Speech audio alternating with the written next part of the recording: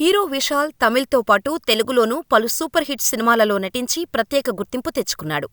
పందెంకోడి, పొగరు, భరణి, పూజ వంటి super hit సినిమాలు విశాల్ కెరీర్లో ఉన్నాయి. ఇక విశాల్ నటించిన చివరి సినిమా మార్క్ యాంటోనీ. తన కెరీర్లో బిగ్గెస్ట్ హిట్గా నిలిచిన ఈ సినిమా తర్వాత విశాల్ బయటకు కనిపించి చాలా కాలమవుతోంది. అయితే తాజాగా విశాల్ నటించిన 12 ఏళ్ల క్రితం నాటి సినిమా మదగజ రాజా ఈ సంక్రాంతికి రిలీజ్ కాబోతోంది. ఈ చిత్ర ప్రీ రిలీజ్ ఈవెంట్లో విశాల్ పరిస్థితి చూసి ప్రేక్షకులు ఒక్కసారిగా షాకుకు గురయ్యారు. లాంగ్ గ్యాప్ తర్వాత బయటకు వచ్చిన విశాల్ అనారోగ్యానికి గురైనట్టు కనిపించాడు. ముఖమంతా వాచిపోయి మాట్లాడుతున్న సమయంలో చేతులు వణికిపోతూ, నోట్లో నుండి మాట కూడా సరిగా రాలేని పరిస్థితిలో విశాల్ను చూసి ఫ్యాన్స్ తీవ్ర ఆందోళన చెందుతున్నారు. అసలు విశాల్కు ఏమైంది అని సోషల్ మీడియాలో కామెంట్స్ చేస్తున్నారు.